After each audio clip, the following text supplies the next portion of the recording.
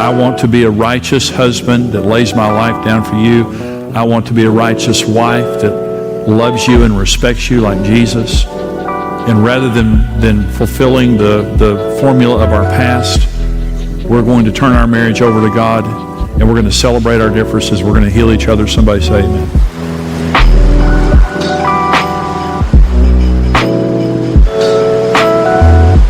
We were looking for someone like us, but we were wired by God to find someone who's different. And we judge each other, reject each other, or then we just tolerate each other. Women, can't live with them, can't live without them. So we just tolerate each other, judgmentally, but we tolerate each other. But you only heal when you wake up one morning and say, thank God I married you. Thank God God gave me to you. I didn't realize. When I was praying, I just didn't realize how sovereign God was. When I look back on Karen and the way that I met her, it was so sovereign. I was unsaved. I wasn't praying for nothing. But God knew Jimmy Evans in his mother's womb. And he had a plan. And he brought me the woman that I needed. And I rejected her before I understood our differences and the fact that she is my aider. Karen and I love each other. We get along because we respect each other. We celebrate our differences. And I'm saying to you, God wired you to find your compatible opposite. You're sitting next to him right now. Receive them. Celebrate them. Don't reject each other. Doesn't mean you don't have to talk things out. Doesn't mean that, the thermostat doesn't need to go up.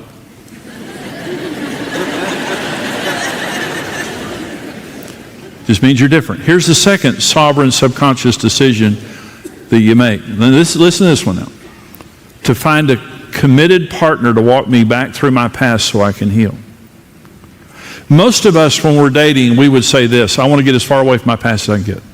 Now, some people are different. Some people come out of great homes, and you're wanting to fulfill the legacy of your family or the lineage of your family. But for a lot of us, we're trying to get away. Here's what research proves about the subconscious mind. When we're dating, we are attracted to someone who supplies what was lacking in our childhood, listen, and reminds us of what wounded us in our past so we can resolve it. This is research. This is massive research. This isn't light research.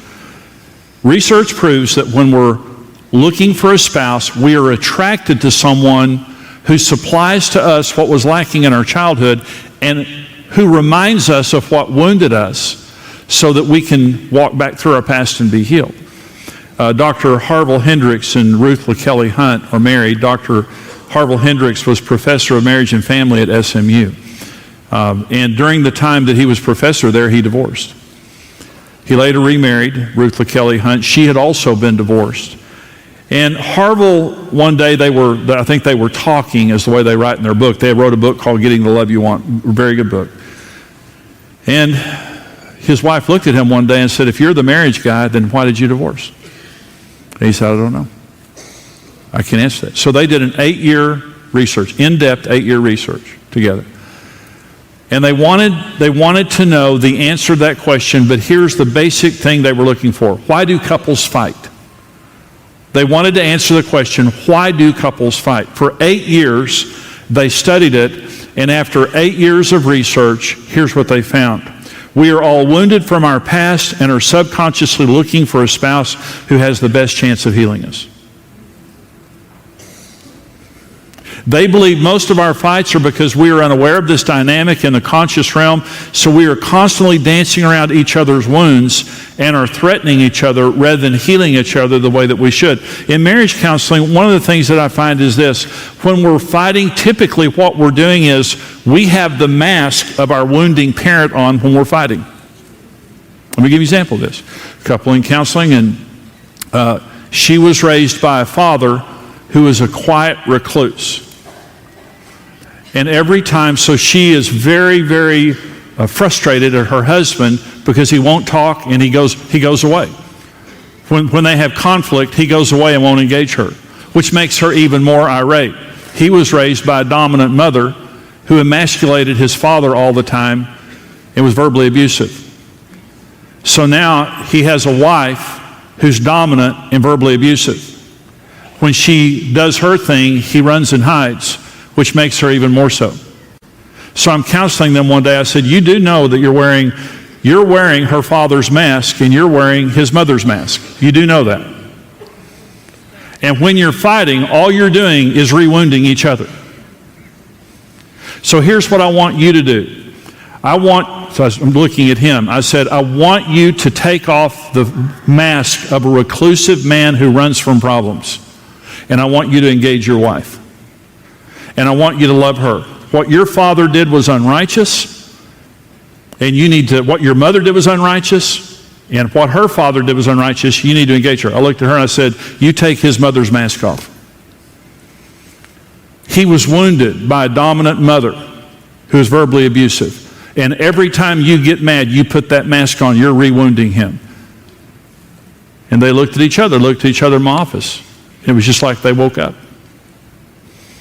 Let me tell you what makes this dangerous, when you don't know what's going on.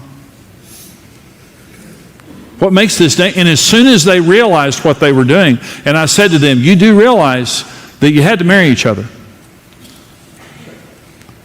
Because when you got married, you were looking for someone who would walk you back through your past, and you're doing a bang-up job. Now, you want to be healed? You want the healing journey to begin? Karen and I fought, rejected each other, mad at each other, thought we'd made a mistake until one day we started healing each other. And the way that you start healing each other is to admit that you're not well. And Karen did it first. I was not the best person in our relationship, Karen was.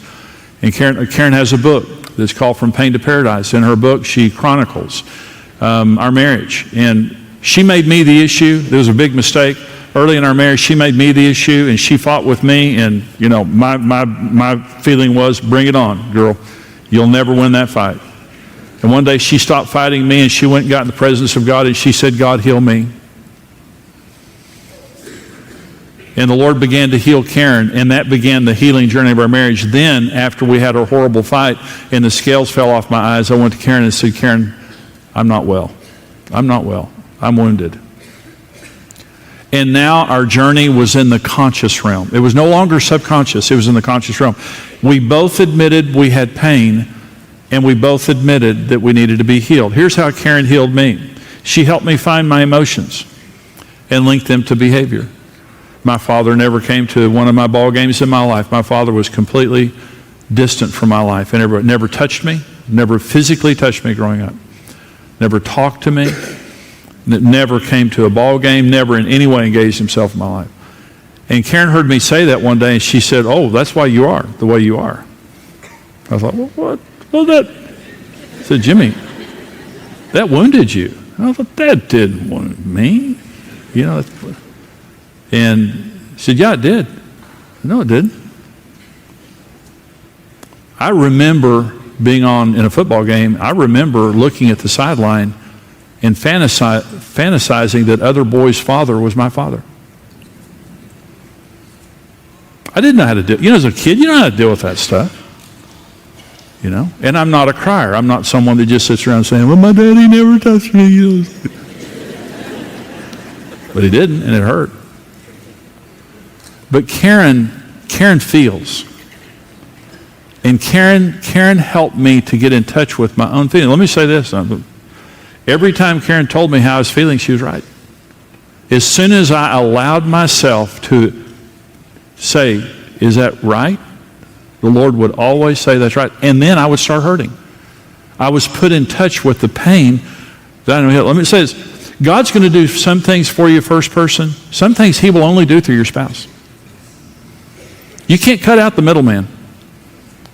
He's not going to let you say, well, I'm not going to listen to my wife, but I just wanted, me and Jesus got a good thing going. And 1 Peter 3 says, if you don't treat your wife right, your prayers will be hindered. I expected more female amens on that. Amen.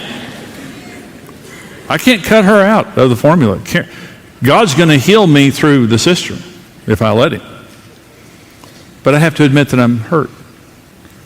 She was my safe place to talk. Karen, one of the things that Karen always did was let me talk. without rejecting me and judging me. She's always been my safe place, and she believed in me. Honor heals men.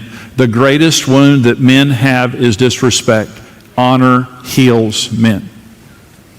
Karen honored me and respected me. And it healed the wounds in my past that were wounds of insignificance and disrespect. How I healed Karen, I gave her strength. I'm a strong man. That's my gifting. Self-assurance and command, those are my giftings. And I would speak strength to Karen. When she was full of self-hate, when she was feeling weak or insecure, I spoke strength to her and confidence to her. I committed myself to be God's partner to nourish and cherish Karen until she was everything that God made her to be. When we started marriage today, she wouldn't even come out and be in front of a camera. And she said, no, Jimmy, God's called you to do that. And I said, no, God's called us to do that. And she was, it took so much time and energy to get her in front of a camera. It just wore me out. No, I can't do that. No, God hadn't called me to do it. No, you're called to do it. You're the talker. I'm not the talker in the family. We got her in front of that camera. Now we can't shut her up.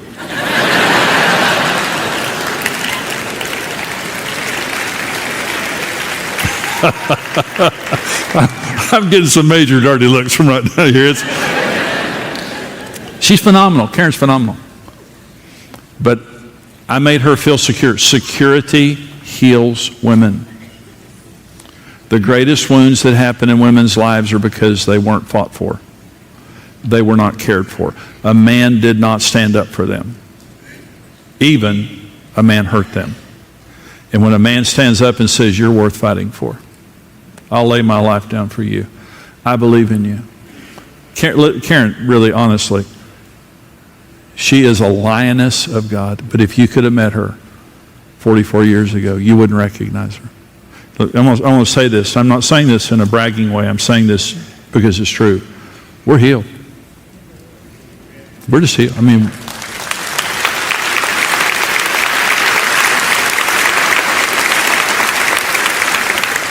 It's just wonderful to wake up every day healed. We don't have any pain in our relationship. When we talk, we're not touching each other's pain. We did for years. But let me say this, we healed each other. God put you together as azards to fill in what the other was lacking. You're compatible opposites. I hope you share the same faith. I hope you share the same basic life goals and character, but you married someone opposite. You were wired by God to do that. Sovereignly and subconsciously, regardless of what you thought you were doing, you were looking for your compatible opposite. You found him. You were also looking for someone who supplied what was lacking in your childhood and reminded you of what wounded you so you could walk back through your childhood and get healed. Karen suffered a lot of verbal abuse growing up. Guess who she married? A dominant, verbally abusive man. But when I changed, the same mouth that wounded her healed her. And here's what I'm asking you to do. Here's what I'm asking you to consider as a couple. Two things, and then we're going to have our vow renewal. Celebrate your differences. God was working so much deeper than you thought when you were dating. He had to, or you would have selected the wrong person. You were looking on this level, God was looking on this level. And he brought to you an Azer. And you need to embrace that and celebrate your differences. You make a great team. You make a great team. The second thing is this, you're wounded. All of us are. All of us are more messed up than we would want to admit. We come into marriage wounded. And to the degree that we come in marriage wounded, we're looking for someone who will help to heal that. And again, when you were dating, you might have thought, I'm going to get as far away as I can. You didn't do a very good job. And now every time your spouse opens their mouth, and